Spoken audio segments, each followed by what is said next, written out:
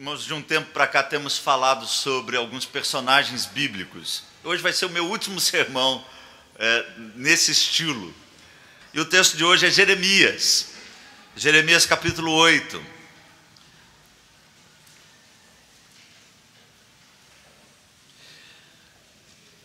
Se vocês me prometerem que depois vão manter a Bíblia aberta, eu não vou ler o texto todo. Se não for deixar a Bíblia aberta, eu leio o texto todo. Então, vocês vão prometer, né? Eu vou ler a partir do verso 18 apenas, embora eu tenha colocado ali no slide que era a partir do verso 4. Diz assim, a partir do verso 18 do capítulo 8, Jeremias: ó, se eu pudesse consolar-me na minha tristeza, o meu coração desfalece dentro de mim. Eis a voz do clamor da filha do meu povo, de terra muito remota. Não está o Senhor em Sião? Não está nela o seu rei? Porque me provocaram a ira com as suas imagens de escultura, com os ídolos dos estrangeiros? Passou a cega, findou o verão, e nós não estamos salvos. Estou quebrantado pela ferida da filha do meu povo, estou de luto, o espanto se apoderou de mim. Acaso não há bálsamo em Gileade? Ou não há lá médico? Por que, pois, não se realizou a cura da filha do meu povo? Que Deus abençoe a sua palavra, irmãos.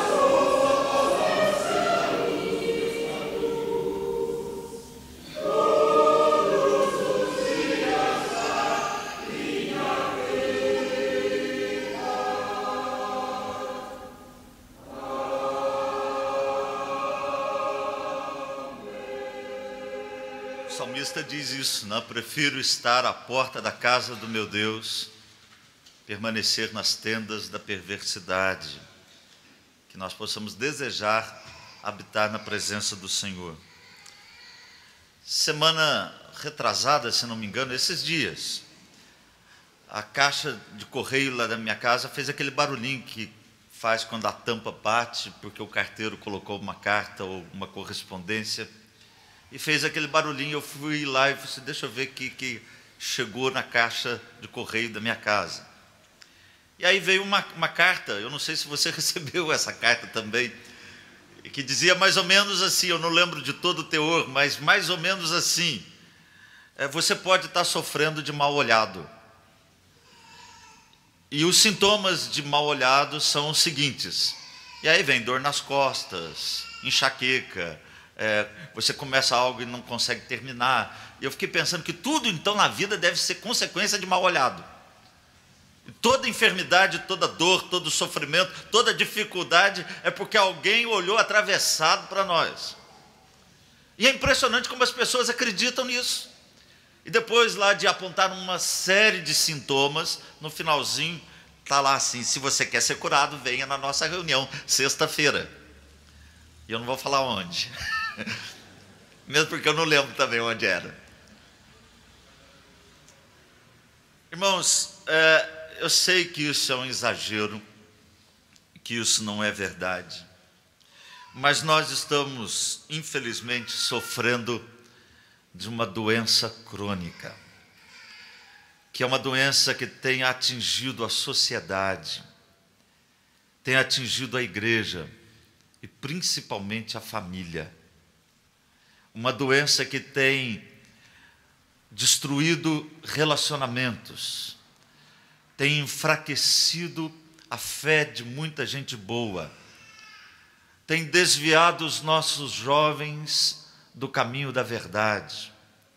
Uma doença letal que tem percorrido as veias do nosso tempo, da nossa sociedade, e levado pessoas à morte, à debilidade, não na morte física propriamente, ela também, mas uma morte espiritual, moral, sobretudo. Até os incrédulos estão preocupados com isso.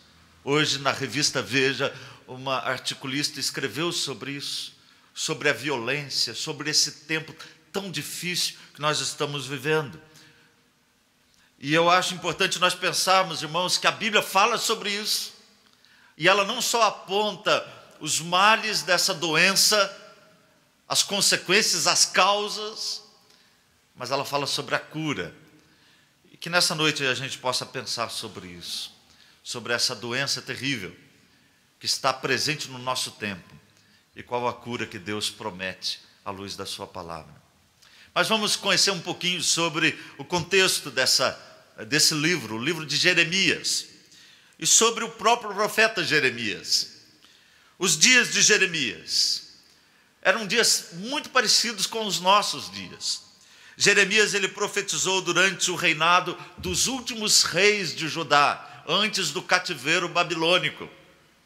Jeremias, ele viu um avivamento espiritual acontecer em Jerusalém, em Judá, nos dias do rei Josias.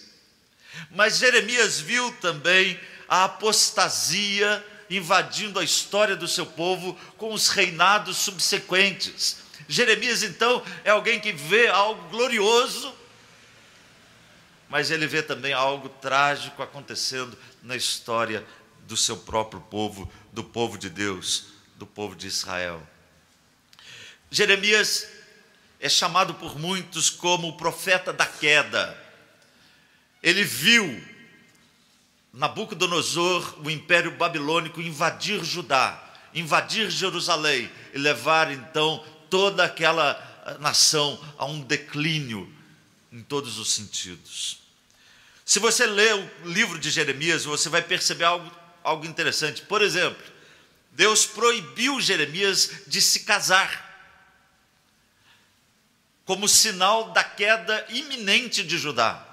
Deus proíbe, você não case, você não vai ter filhos, porque Judá vai ser destruída. Eu fico pensando naquele jovem, aquele moço, em pleno vigor da idade, para ser chamado um profeta do Senhor, e Deus diz: você está proibido, Jeremias, de se casar. Já pensou se isso acontecesse na sua vida? Você que está de casamento marcado, e de repente Deus proíbe. A Bíblia diz que Jeremias viu Nabucodonosor conquistar o seu país. Ele foi o profeta, como diz o próprio Jeremias em Lamentações, capítulo 3, verso 1, que viu a vara pelo furor da ira de Deus. Ou seja, ele viu a mão de Deus pesada agindo sobre o seu povo. E aí nós temos esse texto, irmãos, que nós lemos parte dele. E eu quero dar uma recordada rápida, passar um resumo bem rápido em todo o capítulo 8 de Jeremias, ou a partir do verso 4. Jeremias começa dizendo que o povo não queria se levantar. Aquele povo tinha caído algumas vezes, moral e espiritualmente, e eles não tinham nenhuma disposição para se pôr de pé no que diz respeito à vida com Deus. E também eles estavam se arremetendo na direção do pecado, como um cavalo que corre a sua carreira. No verso 7, Jeremias ele usa uma figura interessante. Ele diz: até as aves conhecem o tempo da sua migração, cegonhas, andorinhas, o grou e outras aves. Mas o povo de Deus não conhece os caminhos para voltar para Deus. Do verso 8 ao verso 11, Jeremias aponta que a culpa principal disso é dos pregadores, dos sacerdotes, dos escribas, que desviam a lei de Deus, que deturpam a lei. Gente que ilude o povo com palavras falsas, dizendo paz, paz, quando não há paz.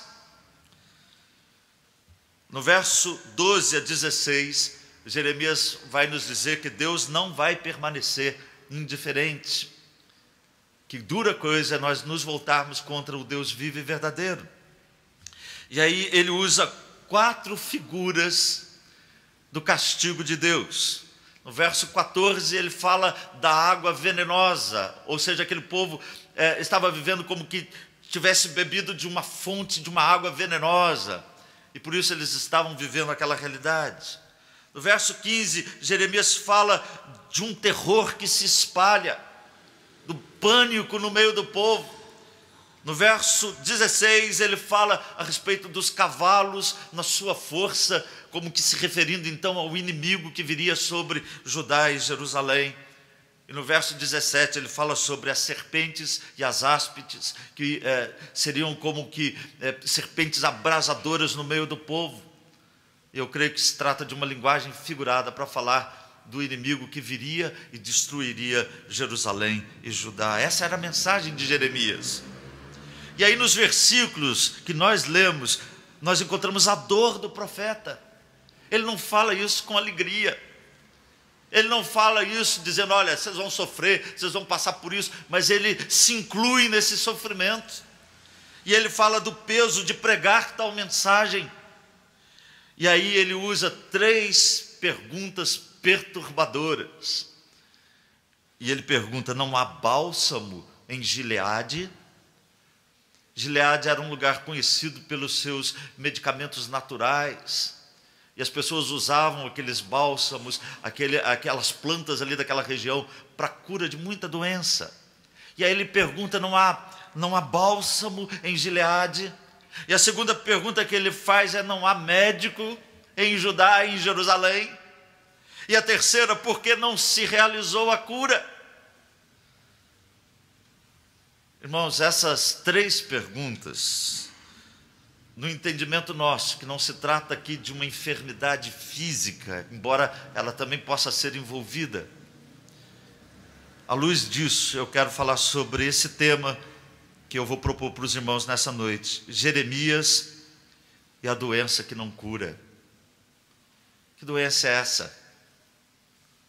Essa doença se chama pecado. Pecado. As pessoas dão um nome às vezes para ela com outras atenuantes, como distúrbio às vezes, não? Com falta de ajuste na sociedade, como modernidade, como nova visão da moralidade e da sexualidade. Mas a Bíblia chama de pecado. E essa é a doença que precisa ser curada. E nós vamos falar sobre isso nessa noite. Qual que é o objetivo da mensagem, irmãos? Primeiro, apontar os sintomas e as causas dessa enfermidade moral e espiritual. Em segundo lugar, falar da cura que há em Cristo Jesus, e somente nele, na palavra dele, no senhorio dele, na ação dele sobre a vida da igreja. Jeremias e a doença que não cura, ou que não quer curar. E eu quero falar em primeiro lugar sobre os sintomas dessa enfermidade, que está presente também na nossa sociedade. e falar isso à luz do texto que nós acabamos de ler. Qual que é o primeiro sintoma? E vocês vão perceber que é uma semelhança muito grande daquele tempo e do nosso tempo. Qual é o sintoma que nós podemos apontar hoje, que indica que a nossa sociedade, que a família, que a igreja muitas vezes, que o povo de uma forma geral está vivendo essa enfermidade terrível? Primeiro sintoma, eu chamo de desconhecimento de Deus. Se você ler o texto, você vai ver claramente que Jeremias está falando sobre isso. E no verso 7, a segunda parte do verso 7, ele diz: o meu povo não conhece o juízo do Senhor. O povo não conhece o juízo, o caminho, a retidão, a palavra do Senhor. Em outras palavras, o povo não conhece a Deus.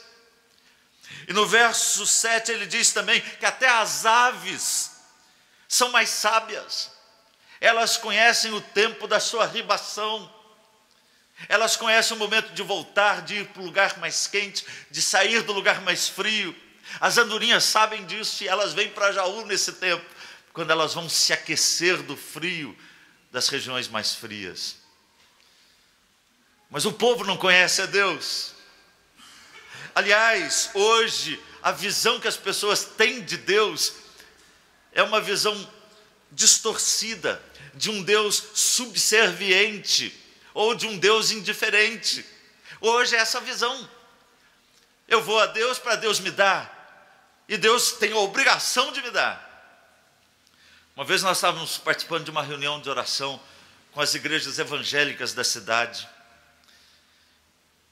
e aí essa reunião aconteceu na nossa igreja, a igreja presbiteriana, e aí um dos pastores disse assim: olha, o que eu vou falar aqui, eu sei que muitos não concordam, mas Deus está me mandando falar. E ele disse: oração, nós precisamos entender que é colocar Deus na parede e exigir dele que ele nos dê aquilo que nós pedimos e falamos. E eu disse para ele: não concordo. Mas ele insistiu e falou sobre aquilo. E a partir daquele momento eu falei assim: eu não me reúno mais com esse povo que se diz evangélico, que se diz crer em Deus, mas num Deus subserviente, num Deus à mercê, num Deus que está aí para satisfazer os nossos caprichos, os nossos interesses, um brinquedinho que a gente usa quando precisa, mas esquece dele quando a gente pensa nos próprios interesses. Esse é um sintoma de uma doença que está matando igrejas, a nossa sociedade, a família. As pessoas não conhecem a Deus, ou conhecem um Deus assim, subserviente. Segundo sintoma, a orientação falsa dos profetas, ou daqueles que têm o poder de ensinar. Olha o que diz o verso 8, Jeremias diz: a falsa pena dos escribas a converteu, ou seja, a lei, em mentira. Esse é um sintoma de uma doença terrível. Falsos profetas ensinando a lei de Deus, mas de forma distorcida, falsa. E eu não preciso falar sobre isso nos nossos dias, é impressionante. É impressionante como as pessoas usam a Bíblia, pregam em nome da Bíblia e às vezes torcem o que a Bíblia diz para o interesse próprio. São multidões e multidões ouvindo conselhos de gente que torce a palavra de Deus. Isso é um sintoma de uma enfermidade que está corroendo a nossa sociedade e as nossas igrejas. Terceiro sintoma, instabilidade familiar. No verso 10, o profeta fala que as mulheres, as esposas serão tiradas deles. Jeremias está apontando isso como um sintoma. Olha, isso vai acontecer. E naqueles dias foi algo terrível, porque nós sabemos que Nabucodonosor, com o seu exército, invadiu, destruiu tudo, arrasou, matou todo mundo. Só alguns poucos sobreviveram. É por isso que Jeremias, Deus diz para ele: não se case, Jeremias, não tenha filhos, porque esse é um tempo difícil, de calamidade, de sofrimento, de dor. Irmãos, um dos principais sintomas de uma enfermidade moral é a crise na família. Aliás, definir família hoje, a gente tem toda a dificuldade de fazer isso. toda dificuldade. Existem projetos hoje correndo no nosso país para acabar com a família, para tirar essa visão bíblica de família, que segundo muitos é algo antiquado, ultrapassado, ridículo, ofenso, que não faz parte de uma sociedade aberta, de uma sociedade livre. Mas isso é escravidão, isso é sintoma de uma doença terrível que está corroendo a nossa sociedade. Quarto sintoma, ausência de paz. No verso 11, o profeta diz que os sacerdotes, os escribas, eles falavam paz, paz, quando a paz não existia. Nós vivemos hoje, irmãos, o século da ansiedade. Quanto mais as pessoas estão se voltando para o consumismo, para a busca do prazer, mais ansiosas as pessoas estão. A ansiedade tem atingido até as nossas igrejas. E as pessoas querem respostas imediatas. Isso é um sintoma de uma doença. Ansiedade, desespero, busca da felicidade nas coisas, no prazer. Isso é um sintoma de uma enfermidade. As pessoas falam em paz, mas não existe paz. Porque existe um conflito no interior das pessoas. Nunca se procurou tanto ajuda de especialistas e remédios para tranquilizar o coração e a mente, a alma, como nos nossos dias. Quinto sintoma, e esse é algo impressionante no texto: incapacidade de se envergonhar. Verso 12, o profeta diz: nem sabe que coisa é envergonhar-se. As pessoas não têm vergonha mais. Antigamente a gente tinha vergonha de certas coisas. A sociedade tinha vergonha de certas coisas. Hoje a gente não envergonha mais. Aliás, quando você se escandaliza com algo que não que está virando comum, você é o culpado. Você não tem direito mais de ficar vermelho de vergonha. Você não tem o direito mais de ir contra aquilo que está acontecendo. E nós estamos perdendo isso, irmãos, isso é terrível. Tem um filósofo contemporâneo que ele fala algo interessante: nós não podemos perder nem a capacidade de admirar e nem a capacidade de se envergonhar. E a gente tem perdido as duas coisas. A gente não assusta mais. Antes você ouvia uma notícia trágica, você fala: meu pai do céu. E a gente até comentava: o mundo vai acabar. Que coisa terrível. Hoje as pessoas falam, você fala: mais um. Acontece todo dia. A gente perdeu a capacidade de envergonhar. Isso é um sintoma de uma doença terrível que está nos consumindo e nos matando. Sexto sintoma: perecimento. Essa é uma palavra interessante que aparece nesse texto. A palavra perecimento significa decadência, algo que vai se acabando.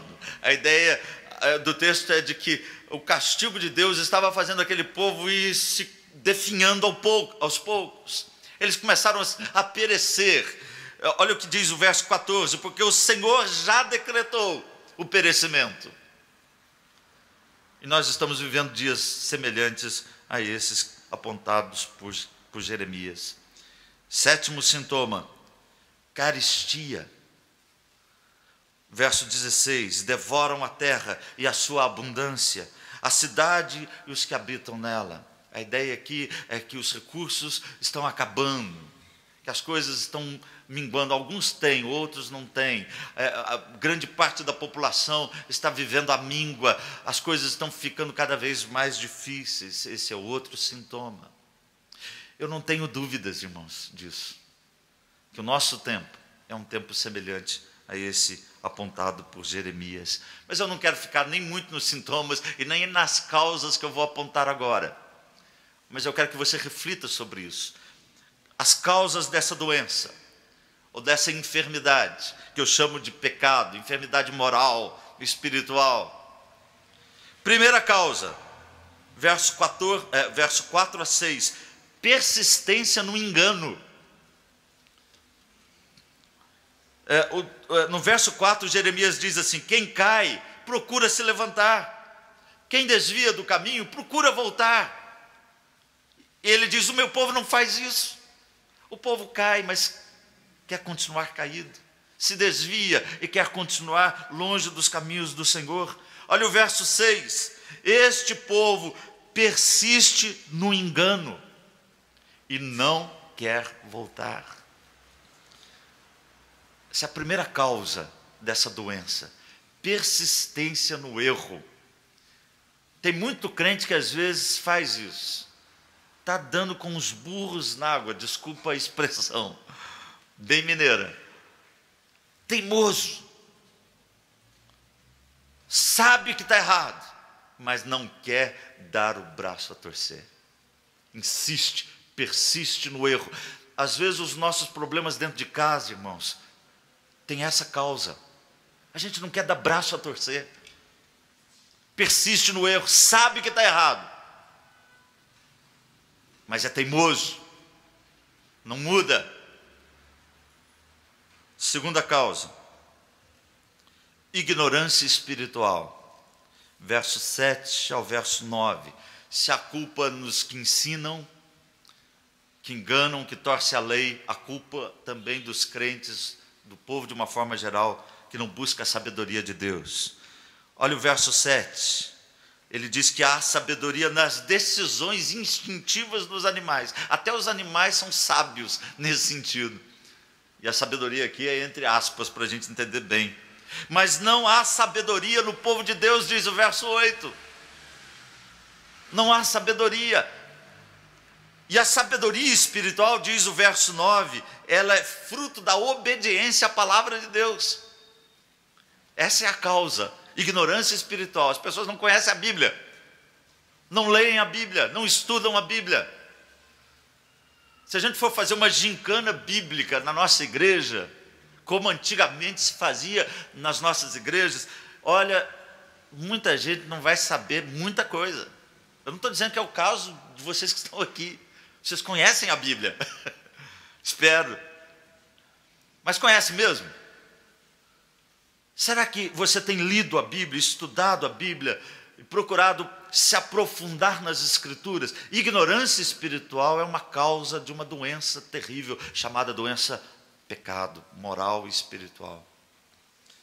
Terceira causa, ganância. Olha o verso 10, a segunda parte do verso 10.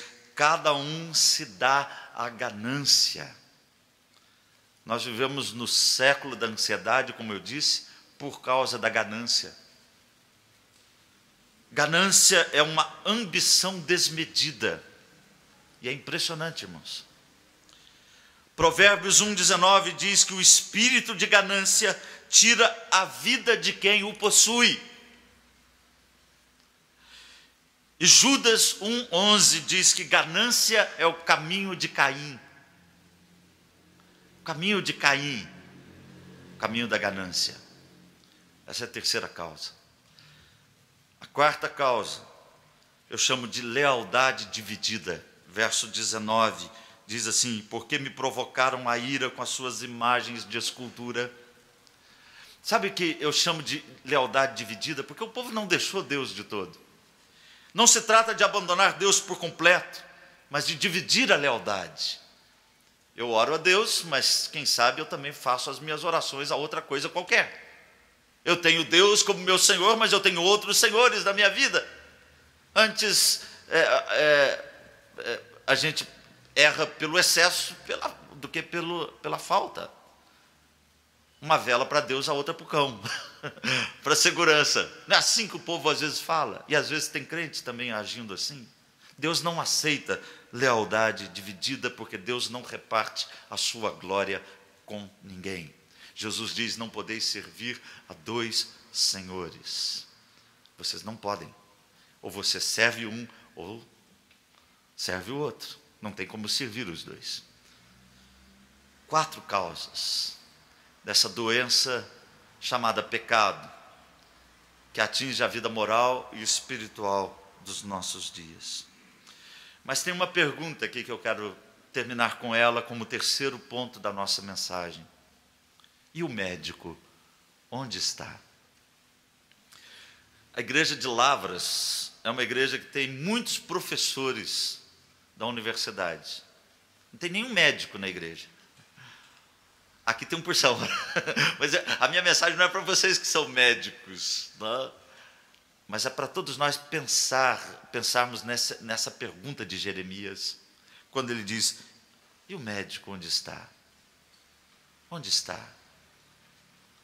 Essa pergunta, irmãos, é impressionante, porque essa pergunta de Jeremias, ela teve uma resposta. O médico, ele se apresentou no tempo de Deus, na hora marcada, no dia certo.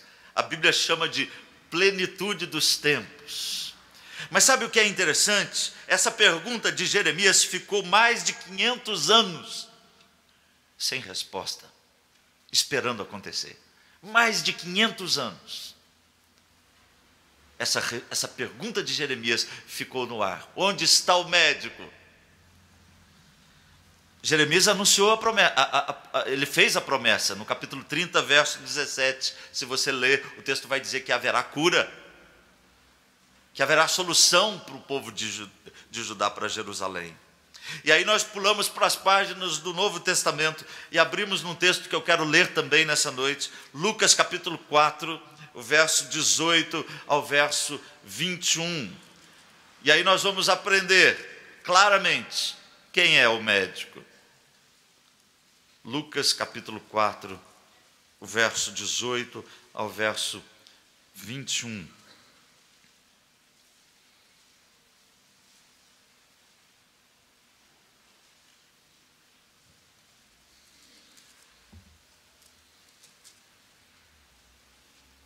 O Espírito do Senhor está sobre mim, pelo que me ungiu para evangelizar os pobres, enviou-me para proclamar libertação aos cativos e restauração da vista aos cegos, para pôr em liberdade os oprimidos e apregoar o ano aceitável do Senhor. Tendo fechado o livro, devolveu-o ao assistente e sentou-se. Todos na sinagoga tinham os olhos fitos nele. Então passou Jesus a dizer-lhes: hoje se cumpriu a escritura que acabais de ouvir. Na verdade, Jesus está se referindo a um texto de Isaías, mas aponta para a mesma realidade. Jesus é aquele que veio curar o enfermo, ele veio curar os doentes. O médico se apresentou no tempo de Deus, na plenitude dos tempos. Em segundo lugar, eu quero ressaltar o fato de que esse médico, ele se assenta no trono da glória de Deus. Ele morreu na cruz, ressuscitou, e a Bíblia diz que ele está sentado no trono de Deus. Em outras palavras, o consultório de Cristo é o universo. E aí alguém disse sabiamente, portanto, a especialidade dele é o impossível. Essa é a especialidade dele, o impossível. Ele pode, portanto, dispensar sobre nós toda boa dádiva, todo dom perfeito, porque tudo isso vem das mãos de Jesus. Terceira ênfase que eu dou, ele trabalha na eficiência da sua graça. A graça de Jesus é um instrumento dele, diz Efésios capítulo 2, verso 8, pela graça sois salvos mediante a fé, isso não vem de vós, é dom de Deus. Essa graça de Jesus, ela é suficiente para sarar o mais vil pecador, tirar da vida da pessoa o pecado mais enrustido e o coração mais empedernido. A graça de Jesus é imensurável, não se pode medir, não se pode conter essa graça. E Paulo diz: a graça de Jesus me basta, e ela nos basta.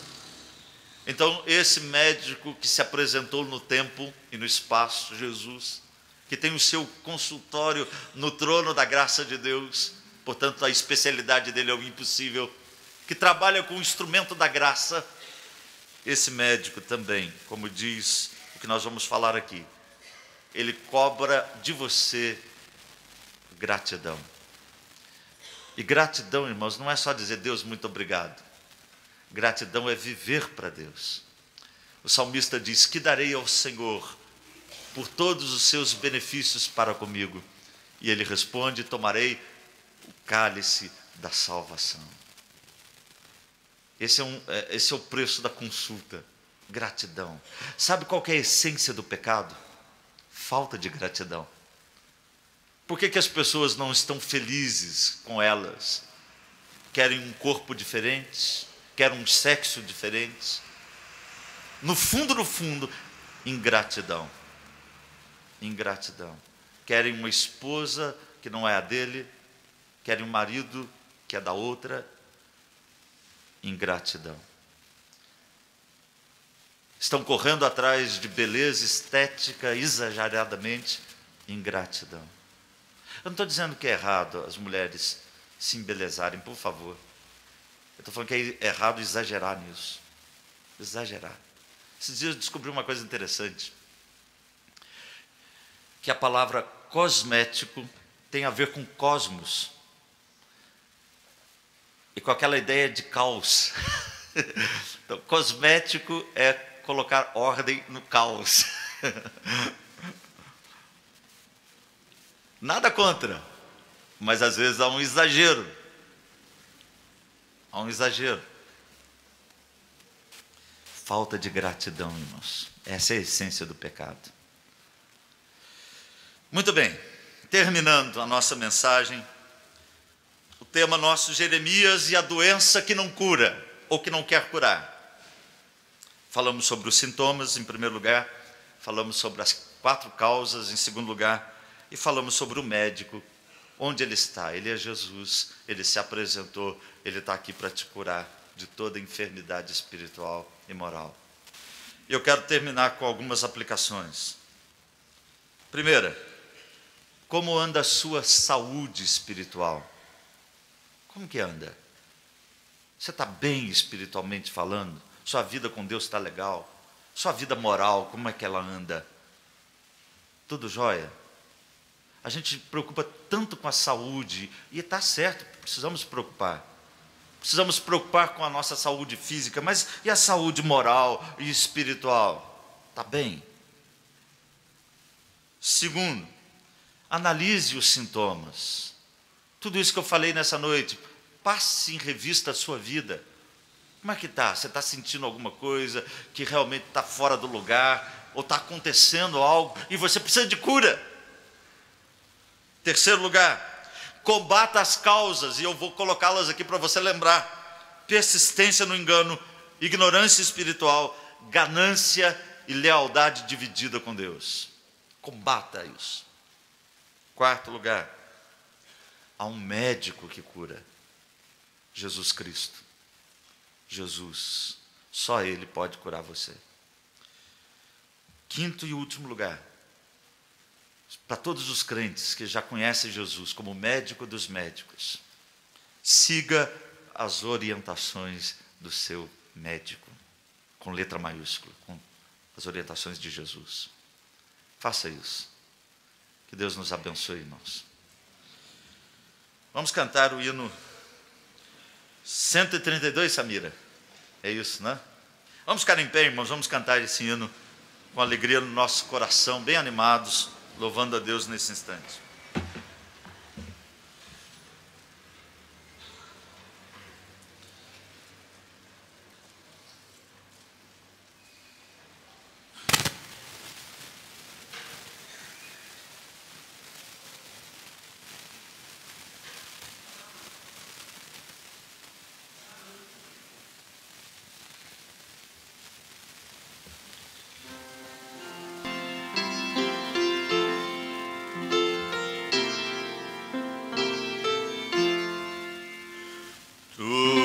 Sobre a amarga cruz revelaste teu amor, tu que vives, ó Jesus, vivifica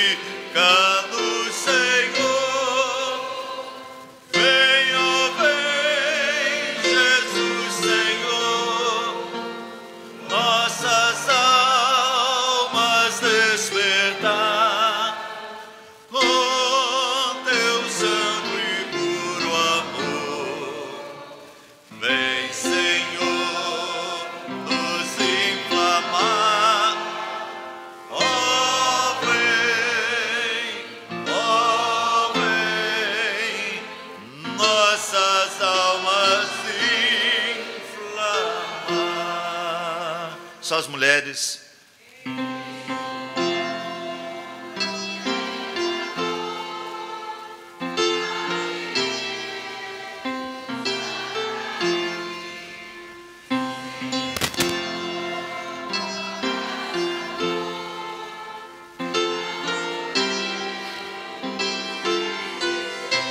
Todos. Vem, ó, vem, Jesus Senhor, nossas almas descerrar com teu santo e puro amor. Vem, Senhor, nos inflamar.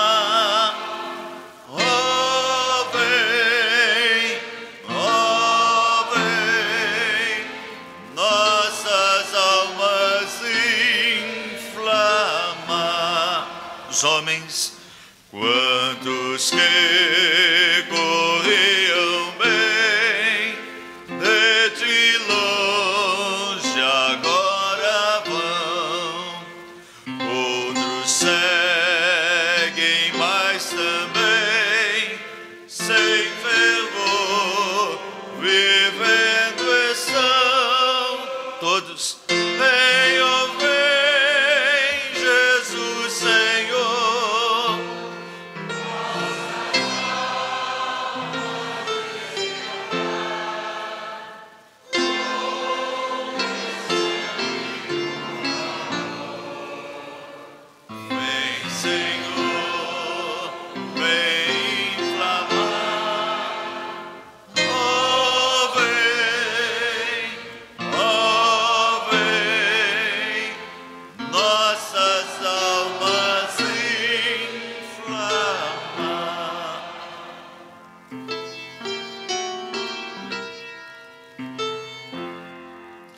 Vem agora consumir tudo quanto, ó Salvador, quer altivo resistir ao teu brando e santo amor. Vem, ó, vem, Jesus Senhor, nossas almas encerrar com teu santo e puro amor. Vem, Senhor, vem inflamar.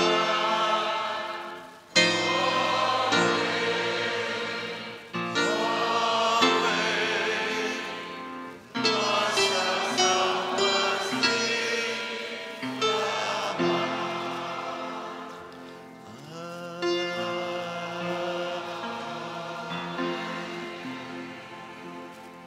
E agora, irmãos, que a graça preciosa de Jesus, o nosso Salvador e Senhor, que o amor de Deus, nosso eterno e poderoso Pai, e que a comunhão, as consolações e a companhia do Espírito Santo sejam com todos nós e com todo o povo de Deus espalhado pela face da terra, hoje para todos sempre.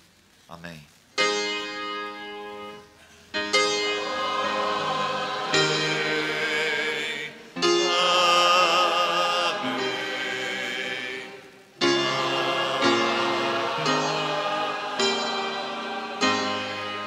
Amém. Deus abençoe você da cabeça aos pés. Um abraço aí na pessoa que está do seu lado.